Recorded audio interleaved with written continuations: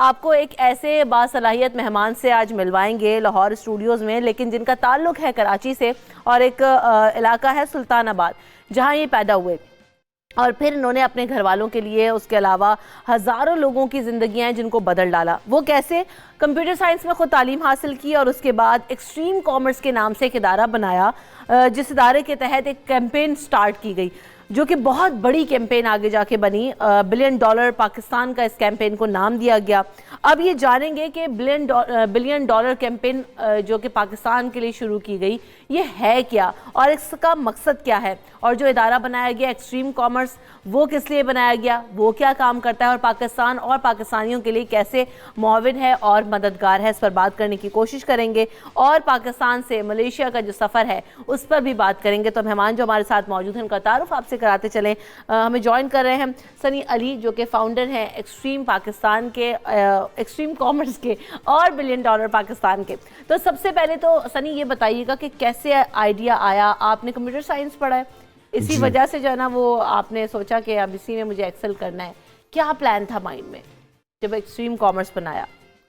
Extreme commerce का असल मकसद ये था कि लोगों को रास्ता दिखाया जाए कि अमेज़ॉन पे कैसे बेचा जा सकता है सामान। सही। और पाकिस्तान में अमेज़ॉन या पेपैल के अकाउंट्स बन नहीं सकते, तो 2017 में मैंने उसका सोल्यूशन निकाला था पाकिस्तान के लिए। और फिर मैंने लोगों को गाइड करना शुरू किया कि कैसे बना सकते हैं आप लोग अमेज़ॉन और पेपैल का अकाउंट और कैसे बेच सकते हैं इंटरनेशनल मार्केट में। तो सारा मकसद ये था कि पाकिस्तान से इंटरनेशनल मार्केट में आप सामान बेचें और करेंसी इंपोर्ट करके पाकिस्तान लेकर आइए। तो यहाँ से स्टार्ट हुआ था और फिर वो मेरी वीडियोस आहिस्ता आहिस्ता पॉपुलर होनी शुरू हो गई, तो वो प्लेटफॉर्म काफ़ी बड़ा हो गया वक्त के साथ।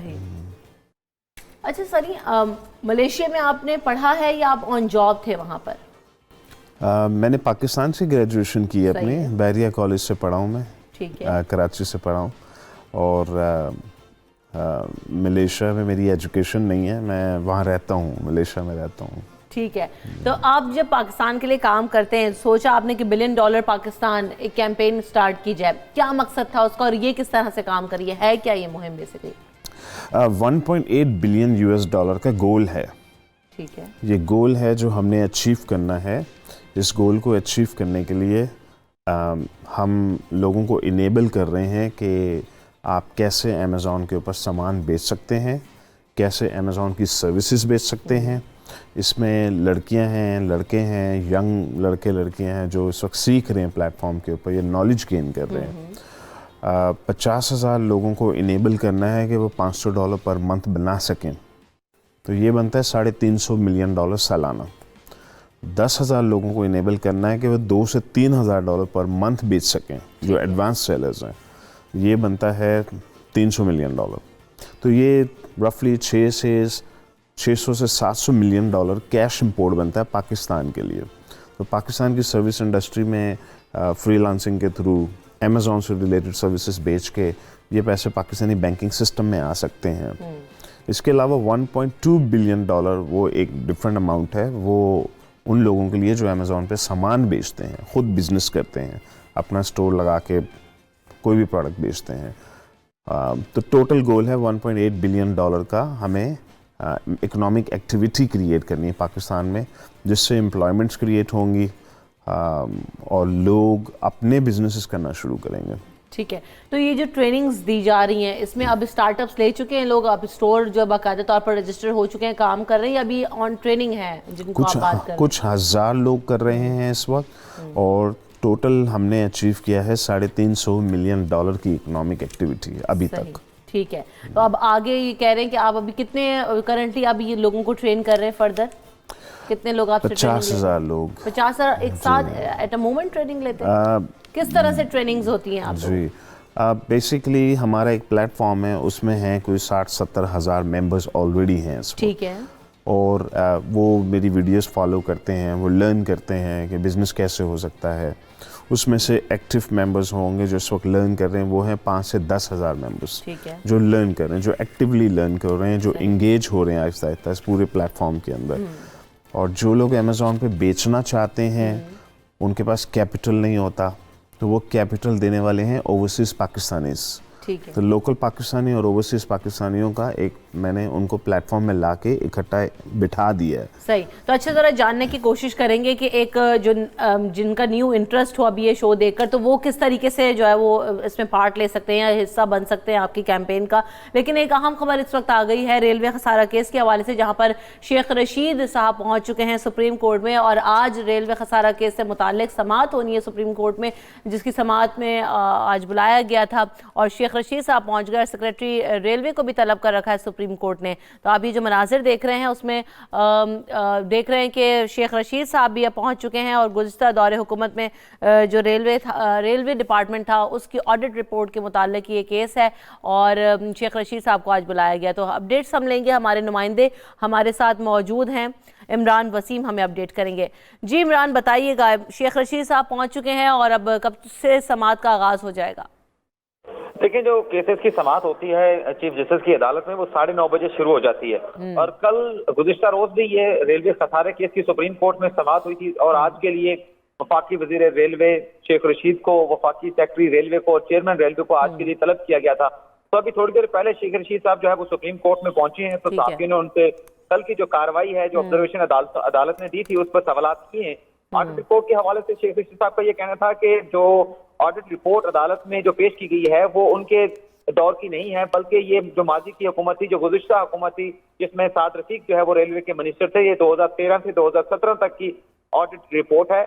और उन्होंने ये भी कहा कि जो अदालत ने जो ऑब्जर्वेशन दी है उस पर आज अदालत को वो मुतमिन करने की कोशिश करेंगे, अदालत को कन्विंस करेंगे और उनसे और भी सवाल पूछे गए कि आपके बारे में अदालत ने ये कहा कि आप हुकूमत बना रहे हैं, हुकूमत गिरा रहे हैं, लेकिन आपसे वजारत नहीं चल रही। जिस पर शेख रशीद साहब ने जवाब देते हुए कहा था ये तो बड़े कमाल की बात है कि अगर मेरे एक वोट के साथ कोई हुकूमत बन सकती है, कोई हुकूमत गिर सकती है, तो ये बड़े कमाल की बात है। तो 9:30 बजे अब इस केस की जो है वो समाअत शुरू होगी और शेख रशीद साहब भी पहुंच चुके हैं। ठीक है, बहुत शुक्रिया इमरान वसीम, आप हमें तफसीलन अपडेट कर रहे थे और ये तो इमरान ने हमें सारा अहवाल बताया। शेख रशीद साहब अब से कुछ देर पहले गुफ्तगू जब कर रहे थे मीडिया से, तो उन्होंने क्या कहा, देखते हैं। एक्चुअली ये ऑडिट रिपोर्ट जो है ये पिछली हुकूमत की है, यही मैं कहने जा रहा हूँ कि ये 13 से 17 की ऑडिट रिपोर्ट है। हमारी ऑडिट रिपोर्ट आप लेकर आए चाहिए नहीं, वो तो अभी टाइम लगेगा। हमारा जो 1.5 साल है उसकी ऑडिट रिपोर्टिंग में भी टाइम लगेगा। तो शेख साहब ने कहा कि आप सियासत ज्यादा करते हैं, वजारत कम चलाते हैं, वजारत आपसे चलाई नहीं जाती, हुकूमतें आप गिरा रहे हैं और बना रहे हैं। एक वोट से अगर मैं हुकूमत गिरा और बना रहा हूँ फिर तो मैं बड़ा कमाल का आदमी हूँ। लेकिन सर पूरी उम्मीद है कि आज अदालत को आप समझा पाएंगे। जो अदालत पहले ही समझदार है, अदालत समझदार है, अपनी गुजारिशात पेश करेंगे। समझाना तो नहीं होता है, गुजारिश करनी होती है। शेख साहब तो करना होता है ना, करेंगे। शेख साहब अंडरस्टैंडिंग है। रिलैक्स। शेख साहब पार्लियामेंट में आपने मिठाई खिलाई थी तो मैंने कहा था सुप्रीम कोर्ट आ जाएं, तो आपने कहा था मैंने आके क्या करना है, तो आज आए हैं फिर आप। उन दिनों लेजिस्लेशन हो रही थी आर्मी चीफ वाली उस वक्त भी मैंने कहा था सारी पार्टियां वोट देंगी। रेलवे खसारा केस के हवाले से समाअत आज हो रही है और जब गुफ्तगू कर रहे थे मीडिया से तो शेख रशीद साहब का यही कहना था कि ये पिछली हुकूमत का केस है, उसकी ऑडिट रिपोर्ट है जिस पर तलब कर रखा है और हम यही कहेंगे कि हमारी ये रिपोर्ट आने में अभी वक्त है। साथ साथ उन्होंने ये भी कहा है कि मैं एक अकेला रुकन हूँ और हुकूमत का जो है वो पार्ट हूँ, मैं अकेली हुकूमत नहीं हूँ। अदालत के सामने अपनी गुजारिशात ज़रूर पेश करूँगा और आज हम सामना करने के लिए आए हैं अदालतों का और इसी हवाले से अब समाअत का आगाज़ हो जाएगा कुछ ही देर में, तो अपडेट्स आपको देते रहेंगे। इससे पहले जो हम बात कर रहे थे एक्सट्रीम कॉमर्स के हवाले से बात कर रहे थे और $1 बिलियन पाकिस्तान कैंपेन के हवाले से बात कर रहे थे। तो सनी, जो बात हम अभी कर रहे हैं, बहुत सारे नौजवान ऐसे हैं जिनको अब बहुत सारी चीज़ें एक्सपोजर अभी इस तरह से नहीं मिल रहा है या पता नहीं है, तो किस तरीके से जो है ना वो इस मुहिम का हिस्सा बन सकते हैं? दफातर है आप लोगों के यहाँ पर पाकिस्तान में या सिर्फ कराची में? ये पाकिस्तान के 8 शहरों में है। ठीक है। और फिर इसके अलावा वो सारे फेसबुक और यूट्यूब को फॉलो करते हैं, वो एक्सट्रीम कॉमर्स सर्च कर सकते हैं। ठीक है। यूट्यूब पे भी देख सकते हैं एक्सट्रीम कॉमर्स, फेसबुक पे आके हमारा एक ग्रुप है उसको ज्वाइन कर सकते हैं और वहाँ से फिर पूरा प्रोसेस बना हुआ उनका फॉलो करने के लिए कि स्टेप 1 क्या होना चाहिए, स्टेप 2 क्या होना चाहिए। इसके अलावा वो 8 जितने भी शहर मेजर जितने भी हमारे सिटीज़ हैं वहाँ लोकल ऑफिस में विजिट कर सकते हैं हर सैटरडे को। ठीक है। 12 से 9 बजे तक ओपन सेशंस होते हैं, तो लोग आते हैं, लर्न करते हैं। तो हमने ये सिस्टम बनाया हुआ है। तो इसके लिए कोई फीस स्ट्रक्चर या वो भी होता है? आप लोग ट्रेडिंग फी चार्ज करते हैं या it is free of cost? 90% लोग तो फ्री में ही लर्न करते हैं। उसकी वजह यह है कि जिन लोगों की इनकम 50,000 रुपये से कम है, जिसमें स्टूडेंट्स और लो अर्नर्स आ जाते हैं, उनको फ्री एजुकेशन मटेरियल और ट्रेनिंग पूरा प्रोग्राम का हिस्सा बना दिया जाता है। सही। तो इसमें कोई एज लिमिट टाइम है कि बाउंड हो कि इस एज से लेकर इस एज के लोग काम कर सकते हैं? जी ऐसा ही है। जो लोग यंग हैं उनके लिए स्ट्रेटजीज ये हैं कि आप लर्न करें, आप स्किल गेन करें। और जो लोग 40 प्लस के हैं या ओवरसीज मेंबर्स हैं, उनके लिए ये स्ट्रेटजी बनाई जाती है कि आप लोग इन्वेस्ट करें, आप लोग लर्न मत करें बल्कि इन्वेस्ट करें। तो इन दोनों को पार्टनर बना दिया जाता है आपस में। तो यानी जो जॉबलेस लोग हैं उनके लिए भी एक ये बड़ा ज़बरदस्त प्लेटफॉर्म है कि वो जो नौकरियां ढूंढ रहे हैं लोग, नौजवान खास तौर पे बहुत ज़्यादा परेशान हैं कि नौकरियां नहीं हैं मुल्क में। तो इस तरह के जब आप प्लेटफॉर्म्स करते हैं और इस तरह के प्रोग्राम जब हमारे लिए सामने दिखते हैं तो उनके लिए ना सिर्फ जॉब्स क्रिएट होती हैं बल्कि जॉब के साथ साथ ही अपना बिजनेस भी आप इसको कह सकते हैं, अगर आप उसमें टाइम लगाएं और उसको अच्छी तरीके से एक्सेल करें।